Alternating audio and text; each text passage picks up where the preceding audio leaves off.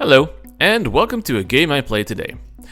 This game is called Tallowmere, or Tallowmere, or I'm not really sure how to pronounce it. I just say Tallowmere. And before you start to complain, yes, the graphics are kind of meh.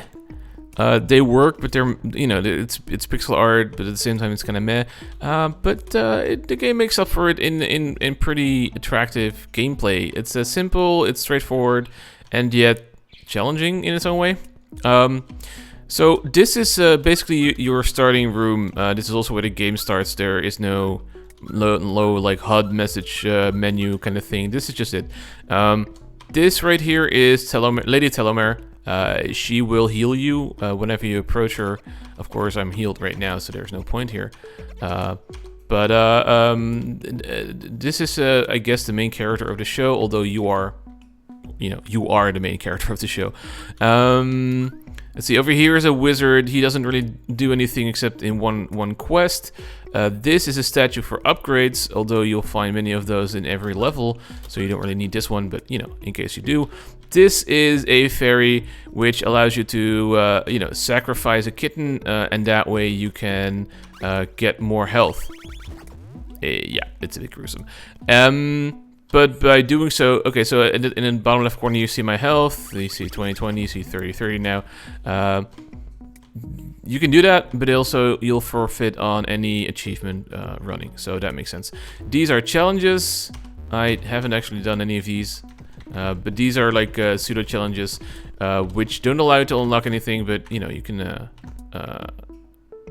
right, I did this one. You can do them, but you won't be able to unlock anything. And there are no achievements for the challenges, or at least not at the time of doing this. This allows you to make the stuff more difficult without making it. There's no rebalancing basically. Enemies attack twice as fast, for example, but it's not like you get more money for them. So this is really just making your life more difficult rather than easier in other ways. Pretty cool that you can tweak the game like that.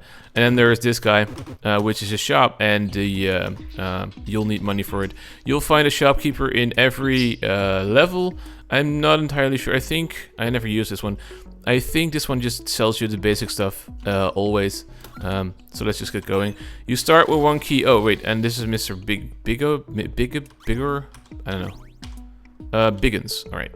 So you start out with one key, and every level basically this is just some cutscene stuff basically. And this is a guard you never really talk to at all. All right. So this is basically what every level is gonna look like. It's been a while. Wait.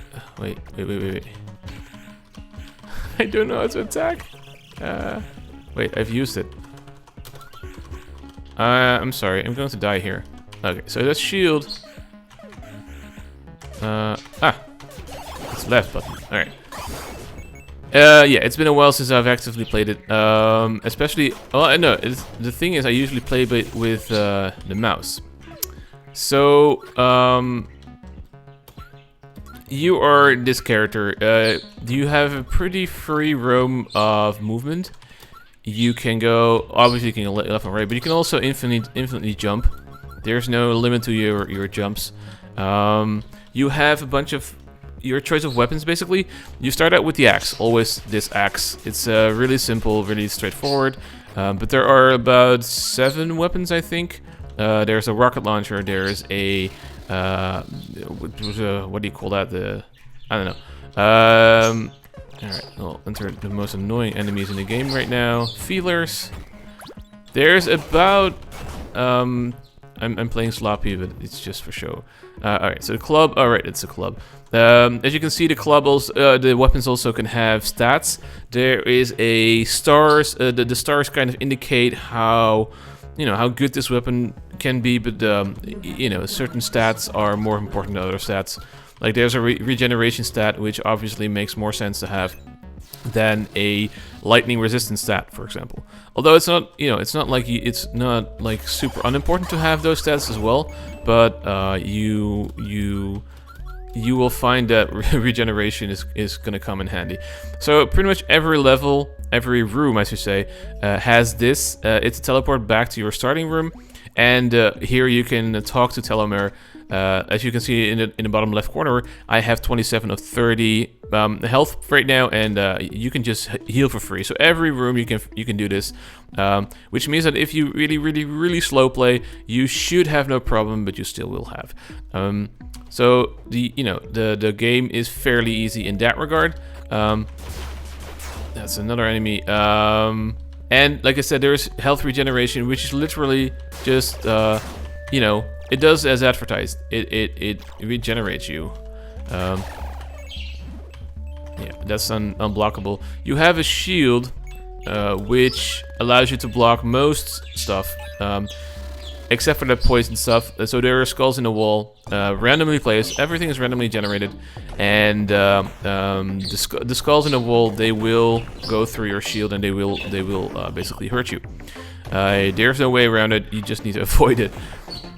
So here we see we see three enemies, and the one throwing the purples is the ogre, and the ogre is throwing stunning potions. I'm not gonna do that right here because I'm gonna die. You know what? Let's do it. So this is the stun. This is like the most annoying part. Well, the feelers is a good second place. Oh well. You can block them, but the potions are homing in like a circling kind of way, and if you're moving around too much, or if you're standing next to him, he will throw the potion over you and then hit you in the back. It's messy. So that's kind of annoying, a difficult part, I guess. You can move around and jump and everything while shielded. That's not a problem. Let's just kill him.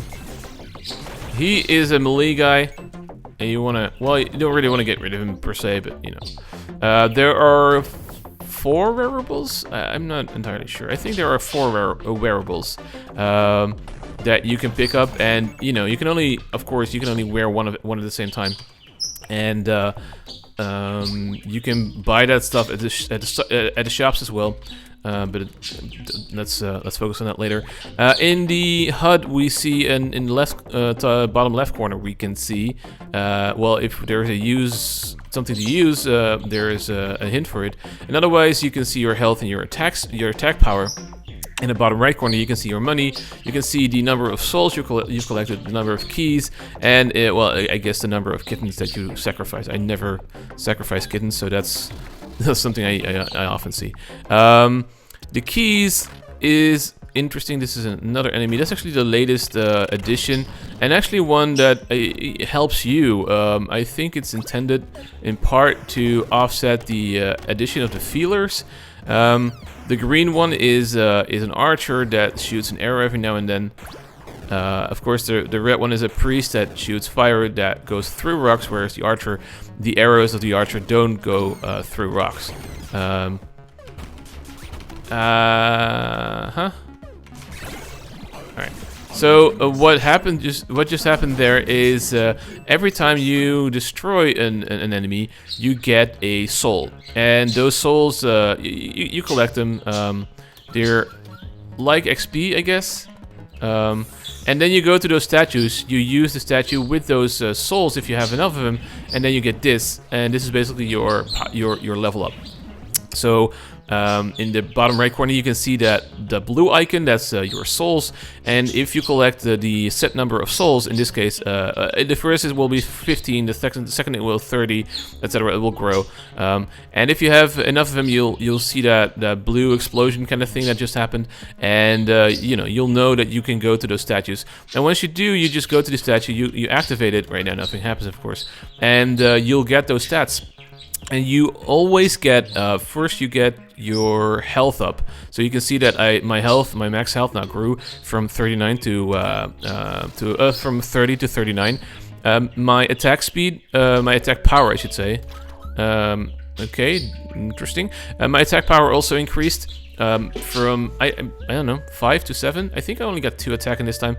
And then there's always a special ability or a special skill, power, property, whatever attribute that's increased or incremented. And This can be anything from resistance to regeneration to coin find to whatever. There are a bunch of properties that are related to the game, and any of them can be buffed. So I actually don't remember what I got there. I don't think it's really... For me, the only thing that's really relevant is health regeneration, because as you can see, you know, you take a lot of damage in this game. It's quite inevitable to take damage, even if you slow play, and I'm not the patient kind of guy. So what we see here is the champion version of two enemies. We have a champion feeler, and a champion, I don't know, lightning dude. And the champion versions basically just have more health. I don't think there's anything else to them. But they have another side effect, and that's the chest. You can see 3 chests on this screen right now. Well, let's say there are 2 of the same and then 1 different. The one that's different doesn't have a black glow, and that one I can just open. But then the other 2 have a black glow, and they are tied to these champions. And I can't open it up until the point where I actually defeat those champions. So, of course, the fact that they are stacked now is interesting, and I should try to do well to get this right, because his laser actually hurts other enemies as well. It's one of the few things though, but the laser dude combined with... Come on. Hey. I mean lightning. Come on. No, we're not going to do this. Walk. Hey. Alright, now he's going to zap me. Zap me, come on. Stop trying to zap me and zap me. Alright, whatever. I guess he must... Wait, did he die that fast? That's unusual. So let's enter the flamethrower.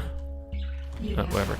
You automatically select the most powerful version of a weapon that you want to select. So right now I have 2 flamethrowers, and this one I think is more powerful than the other one. I'm not sure why this one gets a star and the other one doesn't, but so this one has a damage up, and the flamethrower is actually super powerful, relatively speaking, because while it doesn't really deal that much damage, it will deal... It's like poison, really, and it will deal... Well, it will deal damage in perpetuity up until the point where the enemy just dies. Except for a few set bosses, this will work for anything. And you will see that... oh, wow, 3. Whoa, another one. And you will see that, you know, pretty much any enemy will die if you have patience for it. And right now I'm just overpowered for these enemies because I just leveled. Leveling early means that you are super overpowered, but I think the next room or the room after that will set me straight. So this is another weapon. This is the ice wand, and the thing with the ice wand is that it's homing. It's relatively powerful, I guess. It's relatively powerful, I guess. But you need to stand still, and you need to have a target. If you're moving, if you're jumping, if you're floating, if you're whatevering, your enemies go stronger. Means that your enemies level up basically. If you are standing still, you can fire. If you don't, thank you. If you don't, then oh, that was a right. So that happens. Then you can't fire. If you have no enemy to fire at, then you can't fire, or at least you won't fire the wand. This is basically what I'm going at. So let's see. I don't remember. I didn't. Oh, Hydra layer. Okay. The fella that's going suicidal on me every time is I don't know what this name is. Oh, also this ice wand will do a freezing effect, which will slow down the enemies. Although, to be honest, it's not that noticeable. I can heal on Tallowmere here, so let's do that. I think, at least. Yeah, and then she'll disappear. She'll tell you that something's up. I don't know what's up, but something's up. It's always the same. This is actually the one poison damage attack thingy that you can block. The boss here is a fixed one, but only fixed insofar that Let me try to get the rocket launcher. Yeah, only fixed insofar that he's bound to show up at some point. But who knows when? You don't really know when. I think actually it's interesting. No, it's good to have him appear later because he will basically give you more loot for it. So this weapon is the rocket launcher, and the rocket launcher is extremely proficient against this boss, or most bosses actually. The rocket launcher is like one of the most damage-dealing weapons in the game, and as you can see, it just tears through the Hydra. The Hydra isn't, I mean, I think none of the bosses are really intended to be super difficult. They just are there. And so this is a much better... Okay, let's look at this. So this is a much better axe. You get coin find, you get base damage, which literally means that, you know, in the bottom left corner you see the green icon. It will increase when I select it rather than the default one. And then there is some health regeneration, which means, well, if I'm damaged and I have health regeneration active right now. No, if I'm damaged and I have health regeneration as an attribute, I will heal that many points over time as long as I'm out of combat. And then there's fire resistance, which just obviously decreases the damage taken against bosses. So I want to go for flamethrower. The thing with the rocket launcher is that it is super powerful, but you have a back. What's it called? Like when you shoot, you move back, so you have to compensate. It has area of effect damage, obviously, as all rocket launchers do, and they do. Well, it's not homing. You auto aim, basically, and you can see that the stick follows the enemies there. That dealt me some end. So let's just. I'm not playing for real here. So let's go for Tallowmere. I know. I should sacrifice some more kittens. And so, you know, this is a powerful weapon that deals a lot of damage, of course, as powerful weapons do. But also, you know, if I would do this and then downwards and then just accidentally hit myself, I would, you know, there's an easy chance for me to hit myself, and that's the danger with this weapon. At the same time, it's very good at clearing a large set of mobs, but so is a flamethrower as long as you can shield it. All right, I leveled up again. Well, I haven't leveled up yet, but I will level up again. And so every level will sport at least one, and usually two keys. There's a second key if there's a shop, and the key is required to, well, basically exit the level. You get one key for every level exit, and you get one key for every shop. There is no shop yet, but we will encounter them later. There's a chef statue. You can see the blue blob following me. I don't think it really is worth it right now to postpone getting them. It doesn't seem to matter whether you get them in here, like in level, or in the overhead. Critical chance, meh. But you know, you should really do it because it makes you more powerful, and the damage difference, especially at first, really makes a difference.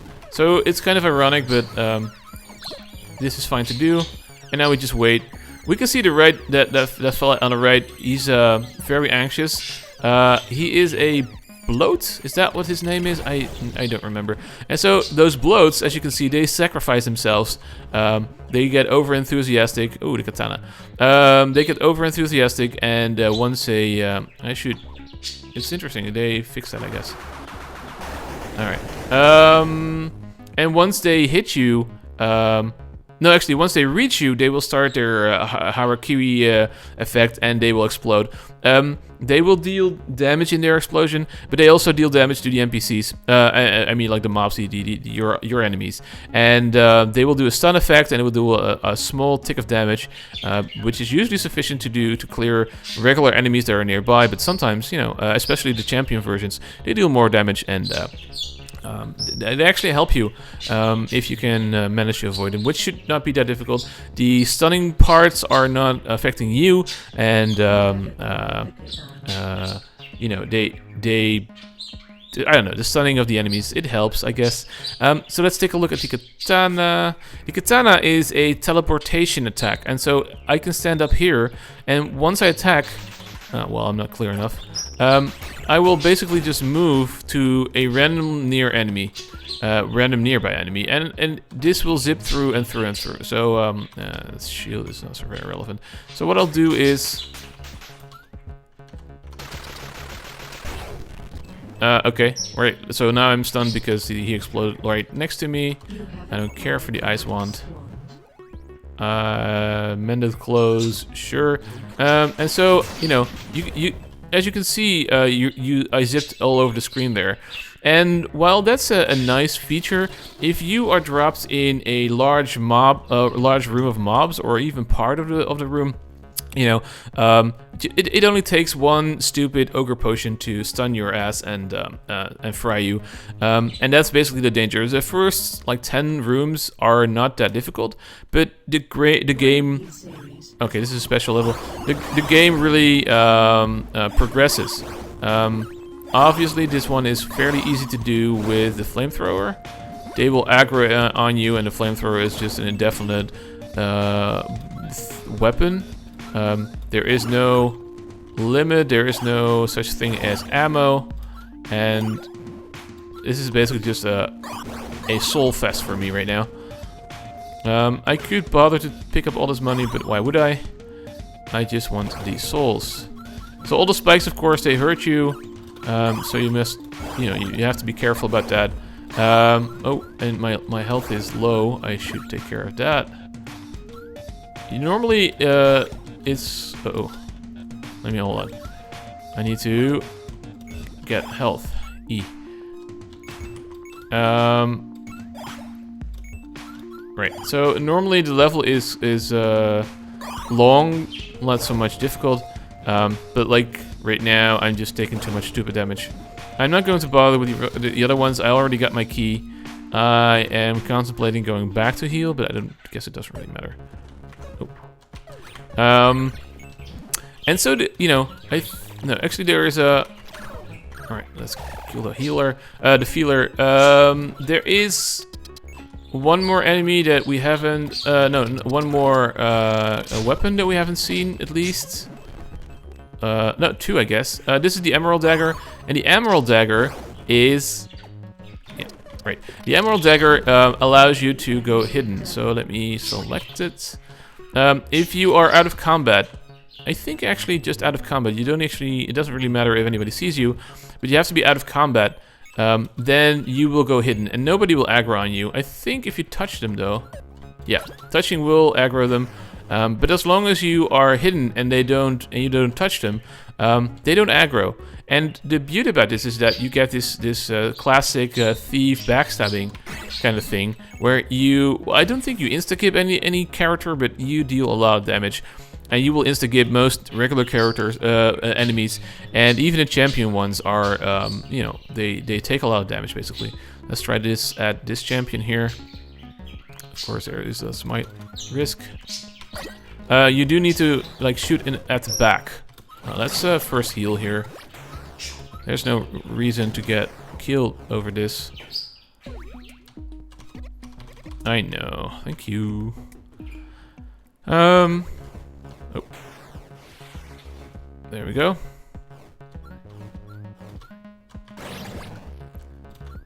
No. You don't understand. Let me kill you. Let me backstab you. And one more. Alright, so he took half the damage, looks like. I'm just gonna flamethrow his ass. And so, you know, that's what the archers do. It's all fun, I guess. And so these guys, they just twirl their, I don't know, their morning stars around. Alright, and so here we have grenades. And then, so let's take a look at grenades. Grenades are the other powerful one.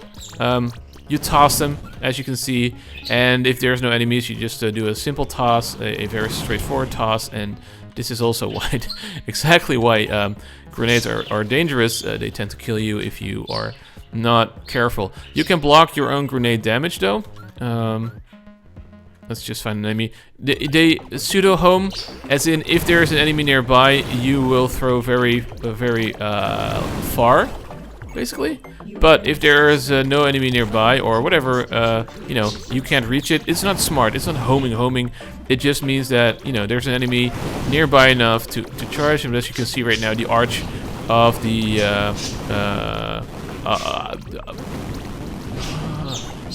the grenade is small right now because there is no enemy, and it does, like, the enemy detection is quite far, but even then, you know, if you can't get it directly because something is blocking it, then you won't be getting it until you move closer, or at least change your angle towards that enemy. Grenades really shine in clearing like a chasm full of enemies that you can't really see yet. Like not here, of course, and they're not very good at this case. Oh wow, that was luck. They're not very good at that case usually. But like if I were to explore this room from the top right corner to the bottom left, I wouldn't know about this chasm, and what I would do is I just drop. Well, not like that. I would drop grenades in here and then hopefully just clear the whole floor there without having to bother with getting hurt. So we see right there is a shop, and you can see that it has the same door, and that's because we will get. Oh, actually, we already have 2 keys. Lightning resistance. Is that the same? Didn't we already have that? We will have 2 keys this floor. We already got them, and we can use one to open this door. This is optional. You don't actually have to, and you could save the keys to quickly pass through rooms later. But usually the shop has items that scale quite well, to be honest. So I could buy this flamethrower. I'm not sure right now what I have in terms of flamethrower. Right, just a base damage.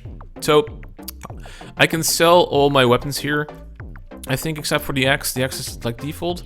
Or maybe you can, no, I think actually you can sell everything and then you'll have nothing left. What I usually do at least is sell my dupes. So I want to get rid of that one and that one. There isn't really a button to sell your dupes or like your worst ones. You must always equip certain pieces of equipment, but you will by default at least equip the best one, or at least the best one, the one with the most stars. There is a possibility that that you have a preference for another one, like it has the same number of stars, but one has health regeneration or more damage or whatever. You can change that, but only at a shopkeeper. So you must go to a shopkeeper and then go to sell your stuff, and then there you can sell everything that you just don't want to equip. So let's buy that flamethrower and health find, katana damage, I don't care. And so we'll have a stronger flamethrower now, which will have 4 damage extra opposed to what I had before. And I think it also had another property, but it didn't really bother. I hate those ogres. So you can buy potions against the ogre, the ogre stun grenades. They last for 5 minutes of real world time, and capture the flag. Alright, so this is another special level. And they oh.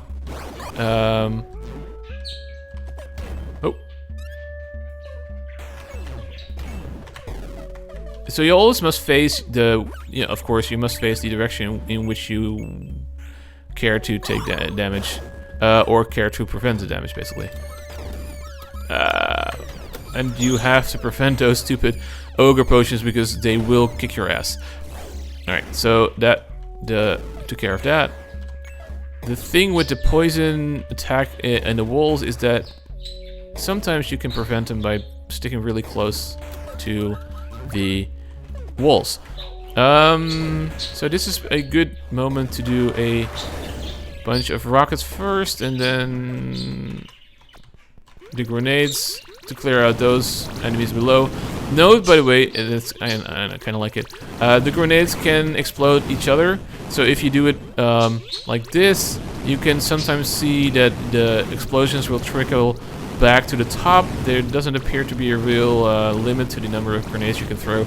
And so it's possible to reignite them up until the point where you're throwing them and then just damaging yourself. Doesn't really happen that often, I guess, but you know, it's possible. This level is a special level where you have to do is capture the flag, and what's gonna happen basically is as soon as I touch this flag, I will pick it up, and I will have to go to the teleporter over there, which sometimes the flag literally spawns next to the teleporter, but sometimes you have to traverse through a whole room to get to the exit, and then you have to give the flag to Tallowmere, which I believe is also part of this level. But of course, as soon as I pick up the enemy, the flag, oh, that's evil. Whoa, crap.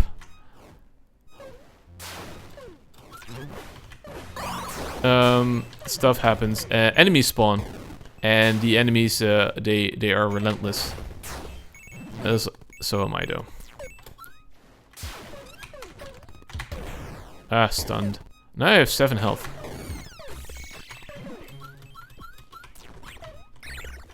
Alright, so they don't spawn again, so you are free to kill them first. Right, as soon as I put up my shield, I drop the... Alright, let's get out. And you just give it to her here, not in a level, by the way. You saw that she was also in a level. And you get a whole bunch of souls for that, so that was great. And of course, you can get healed here. And so that's basically the challenge of that level. Let's kill this ogre. Let's get rid of him. And so there are like, I think like 10, maybe less, just a few or less. I don't know. There's a bunch of these kind of special levels. The one with the Hydra was also one of them, like the special one, I mean. And I don't know, they give you a nice different set of pace from the, you know, otherwise the game might become boring. I could totally see that. And so while the game is super simple at first, because, you know, 1 or 2 enemies don't really kill you, it really gets progressively harder, and you don't really level up that hard with them. So at first you are overpowered as soon as you get anything at all. But, you know, your next upgrades take much longer, because as you can see, it takes 60 souls right now for me to upgrade, but the enemies also grow stronger, as you can see here, and at some point, you know, they're gonna outgrow you, and it's gonna take more problems, basically. All right, I can level up here to outpace them. Oh, this is a perfect example of why sometimes level generation is completely messed up. There are 2 ogres in this chasm or whatever, in this floor, and they are messing up my... See, okay, so I was next to them, and I was blocking, but they threw the potions over my head, and so I was still screwed. Let's see... I don't care about this, I don't care about that.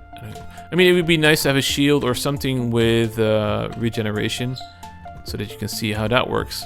Actually, I have something with regeneration, didn't I? Wasn't this regeneration? No, this is base damage. Right, you can see it in the top left corner. Base damage, critical acid. Wait, this is, yeah, 10 base damage, movement speed. What? Grenades, health, fine. Okay, I have nothing with... Okay, well, fine, whatever. Come on. So those, I forget what their name is. They are like the easiest enemy, without doubt. And yeah. Alright, that's fine. It's just... So this is basically the danger, right? You get hauled into a big room. Oh, this is perfect. You get hauled into a big room. You get a lot of mobs, and like 2 seconds later, you're just dead because you get stunned and you get you get constrained, basically. And sometimes there's just nothing you can do. Well, I wouldn't say nothing. You can be more cautious or whatever, but you know, you'll get killed. This is only room 14. I think my max is room 30 something. Actually, it will say so in a few seconds. there are leaderboards. Of course, you can. Let's see. Yes, this will give you an overhead, time played, and whatever. Kitten sacrifice, of course. This will say this because I never really sacrificed any kittens, as you can see. Maybe like once for all of them. Yep. And then this is the main leaderboard. My largest is room, or my furthest is room 38, which has been a long time ago, and apparently 5 events. I think there are more than 5 events though. I don't know. Yeah. So this is Tallowmere. It's a good game. I've nearly 100%ed it. I just I've reached room 38. There's an achievement for room 40, 50, and 60 as well. Clearly, I haven't managed to do that, and it took me about 2 hours to get to room 38. So imagine what room 60 is going to be like. Then there are some other achievements. Of those, all I need is the random pickup of legendary armor, I think, something like that. So it's a good game. It has a lot of content, even though the gameplay is very simple and could be seen as repetitive. I could totally dig that, but it's enticing, right? You want to keep playing because the game is so simple, and you feel you can really reach like the next level, and it should be really simple. And then you get killed in like room 3, and you're like, oh crap, no, I can do better. I can do better. So yeah. Totally get this game, totally play this game, and I really hope that the developer is going to add more content, like maybe a DLC. There is so much this game could offer you in terms of metagaming and new weapons and new enemies that I would look forward to something like that. For now, this is it. Thank you for watching, and bye bye.